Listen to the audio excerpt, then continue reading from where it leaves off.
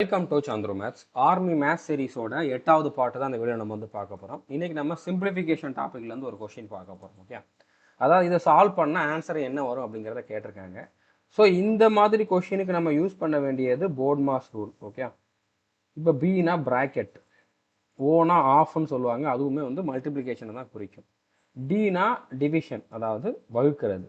எம்னா multiplication பெருக்கிறது. ஏனா addition கூட்டுறது. எஸ்னா minus subtraction. Okay, அதாவது உங்களுக்கு இந்த கொஷினில் பாருங்கள், ப்ராக்கெட் இருக்குது, பெருக்கல் இருக்குது, வகுத்தல், கூட்டல், கழித்தல் எல்லாமே இருக்குது. ஸோ இப்படி இருக்கிறப்போ நீங்கள் பாட்டுக்கு உங்கள் இஷ்டத்துக்கு எதனாலும் பண்ண முடியாது. இந்த ஆர்டரில் தான் பண்ணணும். ஃபஸ்ட்டு ப்ராக்கெட்டை காலி பண்ணணும், அடுத்து ஆஃப் இருந்து ஆஃபை காலி பண்ணணும், அடுத்து வகுத்தலை காலி பண்ணணும், அடுத்து பெருக்கணும், அடுத்து வந்து கூட்டணும், அடுத்து கழிக்கணும்.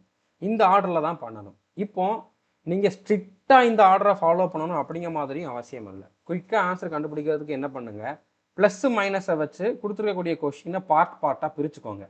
இப்போ இங்கே ஒரு மைனஸ் வந்திருக்கா, மைனஸுக்கு முன்னால் இருக்க இது எல்லாம் ஒரு பார்ட், மைனஸ்லேருந்து இந்த ப்ளஸ் வரைக்கும் இருக்கக்கூடிய இது எல்லாம் ஒரு பார்ட்டு, இது ஒரு பார்ட்டு. மூணாக நான் இதை பிரிச்சுக்கிட்டேன்.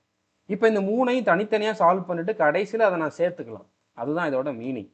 ஓகே, இப்போ இதை நீங்கள் சால்வ் பண்ணுங்கள். 3 × 25 வந்து பார்த்தீங்கன்னா 75. ஃபஸ்ட்டு இதில் போர்ட்மாஸ் ரூல் போடணும்.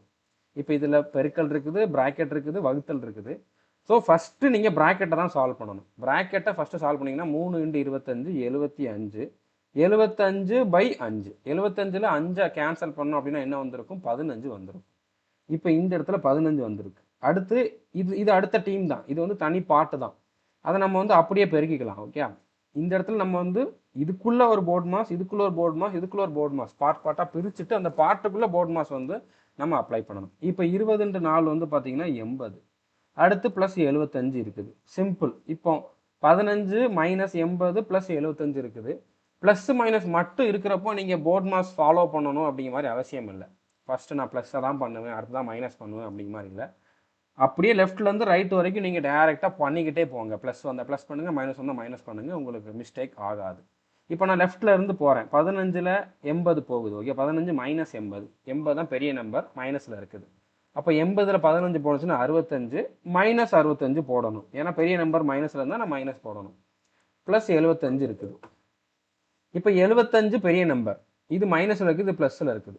அப்போ 75ல் 65 கழிச்சோம்னா 10, பெரிய நம்பர் ப்ளஸில் இருக்குது அப்படிங்கிறப்போ ப்ளஸ் 10 அப்படிங்கிறது ஆன்சர். 10 தான் இதோட ஆன்சர். ஓகே, ஸோ இந்த கொஷினுக்கான ஆன்சர் என்ன அப்படிங்கிறத வந்து கமெண்ட் பண்ணி சொல்லுங்கள். இப்போ நான் சொன்ன மாதிரியே அதே மாதிரி நீங்கள் போர்ட் மாஸ் ரூலை யூஸ் பண்ணி ஆன்சர் என்ன அப்படிங்கிறத கமெண்ட் பண்ணி சொல்லுங்கள்.